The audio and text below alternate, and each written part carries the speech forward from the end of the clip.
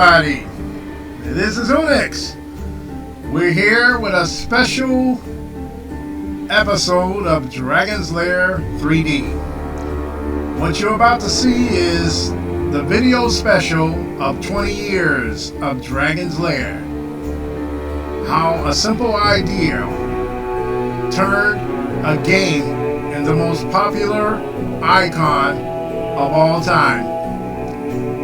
Created by brainchild Dyer, and he joined forces with former Disney animators Bluth, Pomeroy, and Gerry Goldman, who put their talents all together to create one of the most popular Laserdisc video games of all time.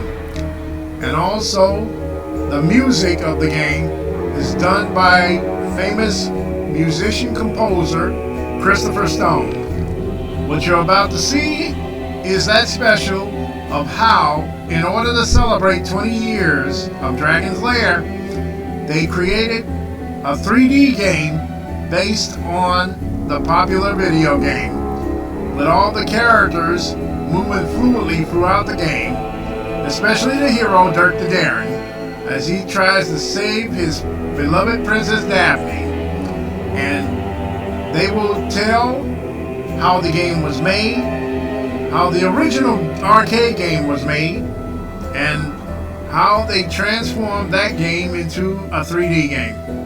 So, let's load up the gallery, and we're going to celebrate the history of Dragon's Lair. Here we go. Enjoy the history. There's 3 parts to it.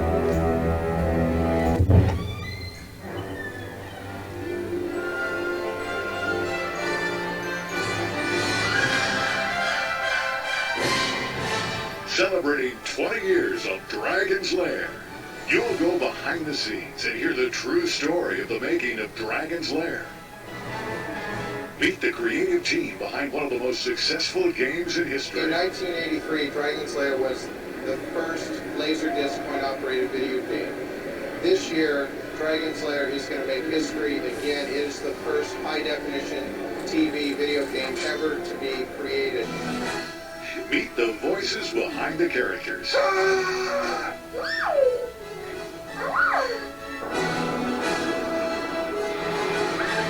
Get a first look at Dragon's Lair 3D, the groundbreaking game that is about to make history all over again. Dragon's Lair has proven 2 and 3 times previously to be an amazing winner. This time, with the technology, it's going to go through the ceiling. Welcome to a celebration of 20 years of Dragon's Lair.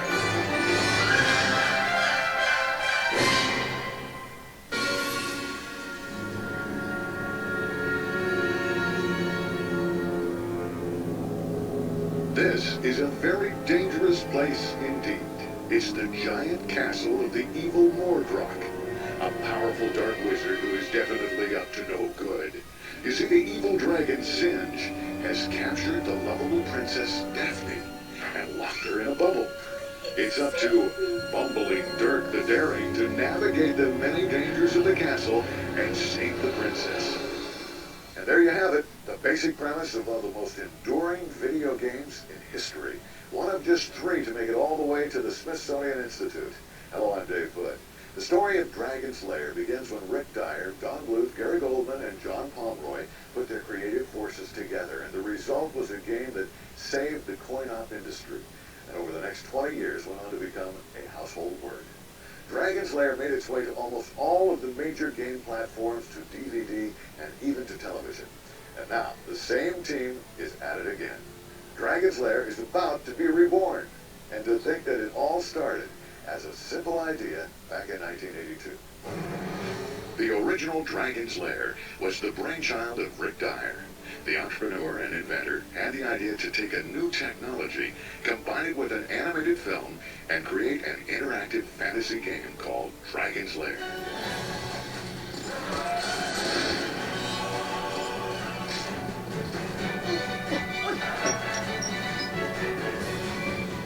And I went to see this film called Secret of Nim, and I just loved that film. And I just pointed to the screen and I said, That's who we want to animate Dragon's Lair.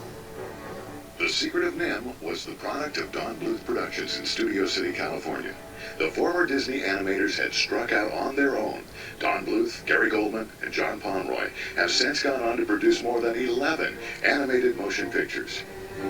Dyer walked into our office with an idea for a video game based on Laserdisc technology, where we would be able to make a movie-like video game with a branching technique that allowed the player to make certain decisions and watch the continuity and essentially watch a movie. A deal was quickly put together between the Bluth animation team in Studio City and Dyer's creative team in San Diego. Then began a race against the clock to have a sample ready for the Chicago game show just a few months away. We started in about October, maybe even November of 1982, and we were racing towards a date. I believe the date was March of 1983, which would be the Chicago game show. We were borrowing money from everybody we knew to keep this game alive. We were really doing something that had never been done before because of the introduction of a brand new technology at the time called the laser disc. And it enabled you to have virtually instantaneous access to any part of a film or series of video clips, and you could put them together not quite seamlessly, but almost. Somewhere around the late January, we found an investor that would put up the money to actually do the production and get us to the Chicago game show. The central character in Dyer's Dragon's Lair is a bumbling knight the team chose to call Dirk the Daring. Creating Dirk was a formidable task. The problem that animators have, which is very similar to what actors have, is before they can pick up a pencil and draw a character, either his design or draw him moving, you have to figure out what's going on in his head. So I think the first place you go is to try and find the character. And with Dirk, that's what it was all about. We wanted to find out what's going on inside the guy's head. He has illusions of grandeur. He actually thinks he's greater than he really is. That's what makes him funny. He'll tackle something that seems absolutely overwhelmingly impossible because he doesn't get that it's impossible. Dirk to me represents the bumbler. You know, the guy who just can't get it right, trips over himself, his feet are too big, his hands are too big. Everything about him says he's not your typical hero. And I kept thinking, how can we make that guy appealing? And the first thing we went to, usually when you're creating a character, is the voice. What kind of voice is it going to be? And then finally, after trying a lot of voices and hearing a lot of people talk, looking at a lot of videos and everything, we said, let's don't make him talk. Because the more we put a voice in him, the more he took on a different kind of a spin as a hero. And so we just said, if he really is a bumbler, probably all he could do is yell and scream and, and holler and show pain when he bumps into something. So we just made him pretty much a, clumsy guy. And I think that's part of his appeal.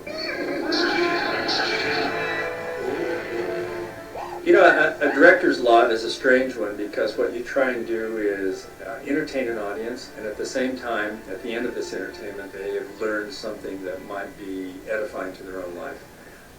And I find that storyboarding is the place where I have enjoyed my career the most.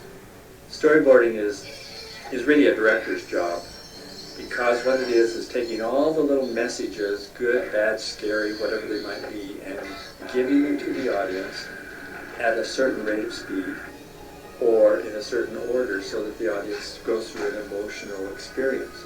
And as you follow the escapades or the journey of the hero through a story, it evokes some kind of an emotion in each of us who are the viewers. And the director's job, which has generally been my lot in life, the director's job is to make sure that the audience goes through this journey and has this emotional reaction. I think with Dirk, I really originally expected nothing to happen, but I found that it's probably been one of the most influential characters that we've created. Dan Molina, who was the original editor of the game, became the voice of Dirk. They didn't have any funds to hire any real talent, so they hired me.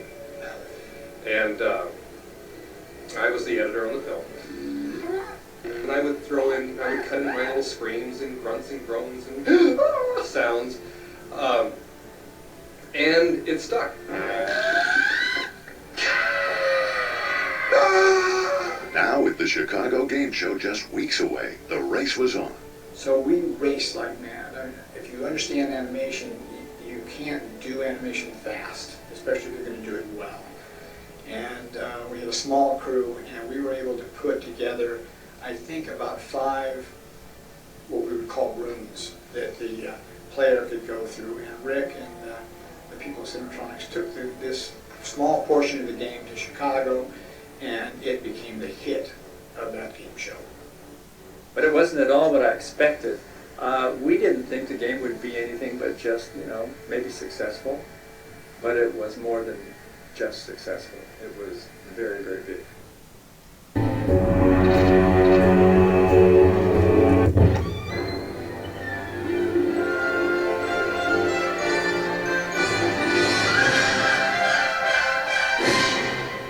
Dragon's Lair was not only the hit of the Chicago show, the game sold 32 million in arcade units and took in over $100 million in quarters in 1983. In fact, it proved to be the savior of the $9 billion a year coin-op industry, bringing hundreds of thousands of new customers to the arcades to see this incredible game. The new Laserdisc technology made possible the huge leap forward from the stick-like figures of Pac-Man to the high movie-quality animation of Dragon's Lair. Now, the life cycle of most games is 6 months to a year, so for a game to still be going strong after almost 20 years is unheard of. Dragon's Lair became a phenomenon, and to toy with a concept this successful is dangerous business. So Dyer and his team waited until the time was just right, and the technology could rise to the task of reinventing the game, this time in 3D, this time with the sound of a 70-piece orchestra, and this time the player would actually control all of Dirk's movements in real time. It recently made its debut at the E3 convention in Los Angeles, where thousands had the opportunity to see and play the new Dragon's Lair 3D.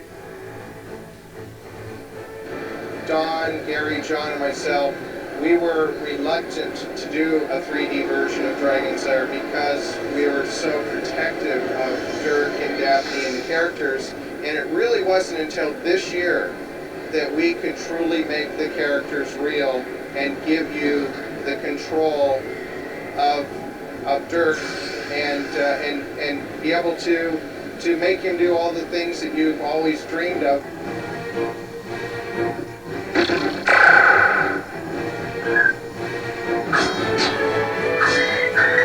It was interesting when Rick came out to Phoenix to visit us at the studio. He introduced the idea of remaking or reviving Dragon's Lair, even though it had been continuing to sell as DVD. He said we can pull this together and make a brand new game by making it digital, doing a CGI version of it. Yeah, but what I thought was interesting, he said, why should we be doing this? I mean, the evidence there. Why is it going to be better?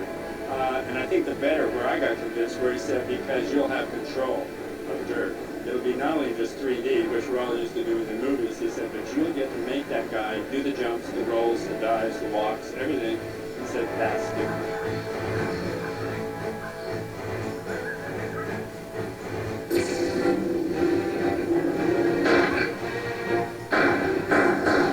We try to remain faithful to the integrity, the way it looked before, but it's been enhanced and beefed up. The way the characters move, the way they turn corners, the way they'll battle, all of this action has been heightened quite a bit with the technology that's available to us now. It wasn't available to us 20 years ago. Being faithful to the personalities was important because there's a whole generation of game players that remember the Dragon's Lair.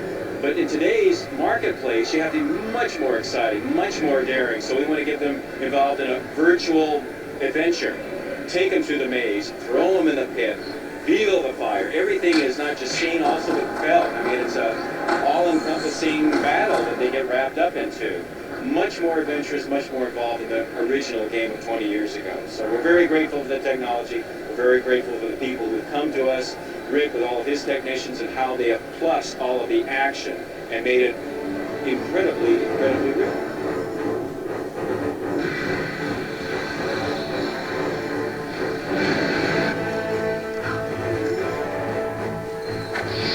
When we were making the original Dragon's Lair movie, we had hoped so much that perhaps this would open the door to what I call a interactive movie, not just what we would call a game.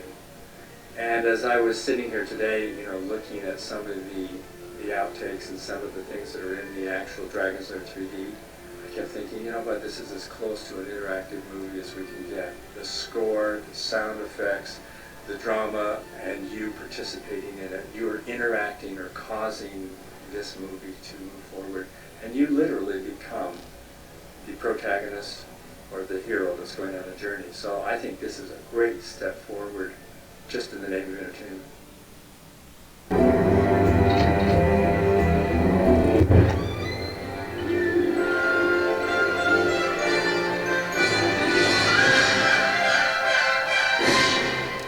To meet the challenge of creating Dragon's Lair in 3D, a company called Dragon Stone was created, where the very best talent in the business was brought together to rise to the task of realizing the original arcade cartoon look of the game in polygon form. Now, the biggest challenge was to bring the original cartoon look from the Bluth team to the now more than 240 computer-generated rooms of the castle, and to try to maintain the cartoon, cel-shaded look that was so important to the look of the characters. Well, what I do is, first of all, I have to make sure that our game matches the original game. I model the characters like Daphne here. I modeled her. Then what I do is, after modeling her, I place all the texture maps on her. Because without the texture map, she just looks like, you know, a solid mass. 240 rooms, 40 characters, all artificially created in a fantasy world. It's taken 4 years of hard work and innovation to make it real. Anything less was not acceptable.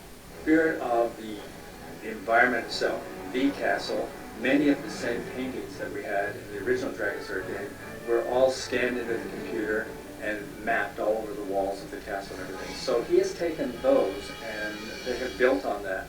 We do have new rooms that we don't have references for because they're brand new, so we have to come up with something very similar.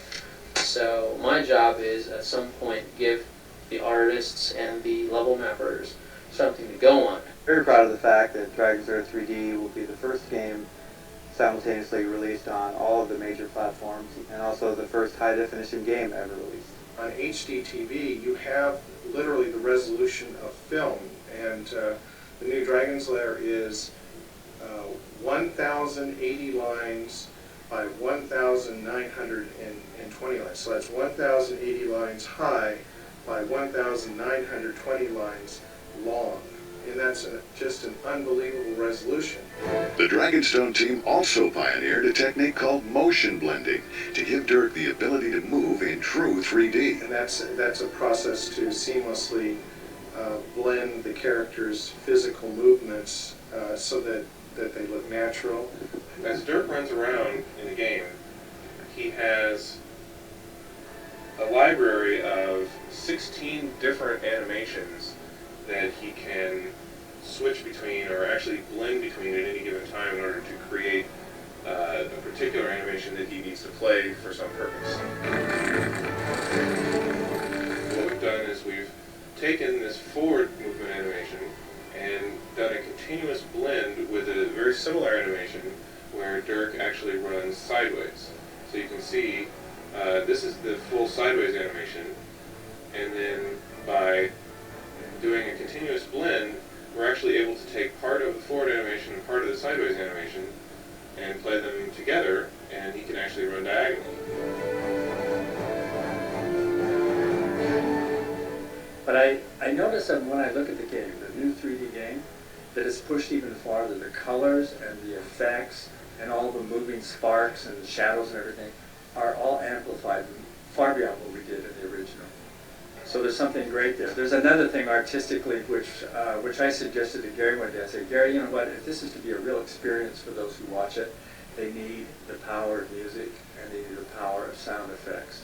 And right now what we're looking at, it's in the early stages, and it appears to just be like watching, you know, a film that hasn't yet gone to be scored. I said, what we really need to do is find Chris Stone again and bring him back into the picture and say, Chris, write us a score for this game. So it's like a movie. And so Chris has gone in and written something which is very much like a big, very powerful movie score. It's a little more sophisticated. So what I wanted to do is really capture the gist of what I was trying to do 20 years ago and actually make it work 20 years later. It creates a sense of danger, like it tries to suck you into the game more, like you're there, like you're and identifying with the character more, so that when he's in danger, you're feeling the danger sense of it, or when there's a mystical moment, you're experiencing the mystical. It's just to add more realism to it, really, even though there's no music in real life going on behind real life, but somehow it helps in the fantasy process.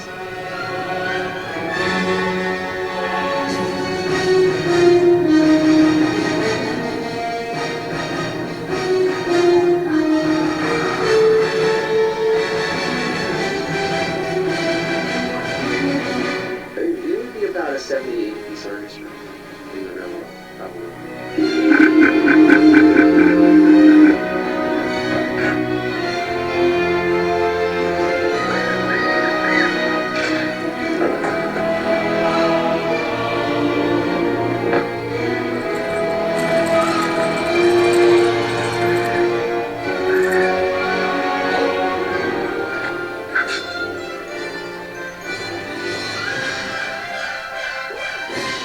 To match the original, Darcy Harvey-R was chosen to be the new voice of Daphne. I just worked downstairs from these guys, and he was looking for someone who sounded young, and so he just thought of me and introduced me, and next thing you know, I'm Daphne. To slay the dragon, use the magic sword. Next order of business, coming up with a catchy theme song everyone would like. Julie Eisenhower was chosen to sing. I hate to tell you what I know would be perfect, and all of you are years ago with the ceiling. No, maybe not. Let's try it. Rap. Rap? Rap. R-A-P. Or rap? Rap. Yes. See, it's not even a word that Oh, flows off. processing. It's not even a word that flows off. Yeah, hang on, I'm processing. You're right. Yes. What if you rap to get it into it, and then if there's someplace after a bridge or something where it took off a minute to ballad? Exactly. And it went back. Yes, Yeah. yes. Okay. So you want to just run? Should we just run? Sure. The dragon wouldn't soar.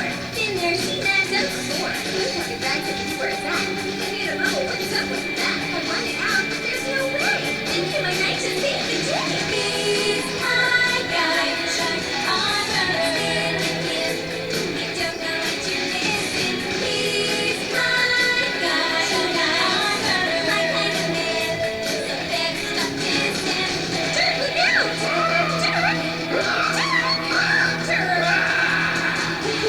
That's my guy.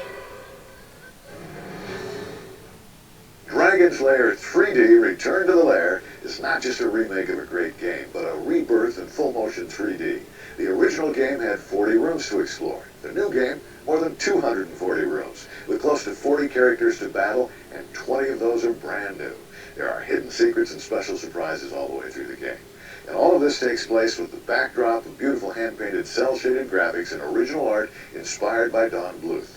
The new game is a faithful tribute to the old, with enough new surprises to satisfy even the toughest critic. Dragon's Lair 3D is much more than just a video game. It's entertainment, it's a movie, it's a game, and a musical score all rolled into one big adventure that you get to control. It's the first game to successfully bring together the look, feel, and sound of a feature film with the excitement and personal control of a challenging game. And I've even heard a rumor that there may be a movie in the works. Oh, no one's supposed to know it. Yeah, we're in pre-production right now on that, and we've got a script after about a year working on that, but we're trying to get all the pictures and all the visions and the sets worked out right now, so we'll tell you more about it later. I can't wait. So to Rick Dyer, Don Bluth, Gerry Goldman, John Pomeroy, and the entire creative team at Dragonstone, thanks for 20 years of fun, and we're all looking forward to 20 years more. So happy anniversary, Dragon's Lair, and thanks for watching.